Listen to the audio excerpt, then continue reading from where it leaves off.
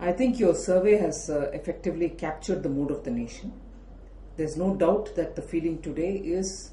the Congress-led UP is out of power, and the mood probably is moving towards in favor of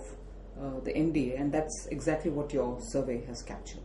It makes me feel proud that a member of our party, a very successful chief minister, 3 times elected in Gujarat, is perceived as the most capable among the names that you have post your survey answering public. Of course, it's a question of how the party is going to view this whole thing. I'm sure all of us are happy about it, but the decision about who the next Prime Minister is, of course, something which I cannot answer now. It has to be taken by the Parliamentary Board. But it is certainly indicative that the public, whether in cities or in rural, because I did go through the data that you're showing now, whether it is in the urban centers or rural areas or different zones that you're talking about, have almost clearly indicated that the candidate from the BJP, in this case you have uttered the name of Shri Narendra Modi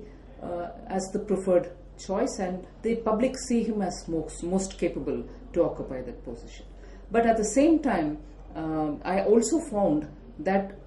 there is not much of a clear emergence of anybody when you're talking about a third front. And therefore, if our alliance partner Shri Nitish Kumar is perceived as one of the leaders, it's good. It's very clear that one thing is very certain, that Congress is not seen as an option, and the candidature from Congress is also not viewed as the most effective potential Prime Minister. The kind of feedback we get from the grassroots, absolutely consistent with the kind of inputs our state parties give us, that the 2 dominant issues of any forthcoming election would be inflation price rise, meaning inflation and price rise, and the second concern which is occupying most people's mind is corruption. And therefore I think even on that, among the various variables that you've given as alternatives to the